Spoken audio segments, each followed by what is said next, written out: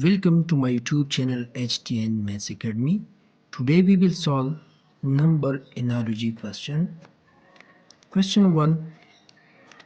Solve this question by EasyTrack. First number is 123. Second number is 13 square. First quantity 235 means first number 235. The second number is unknown.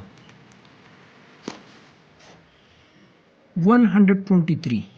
First digit 1, last digit 3, middle digit 2, so 13 square.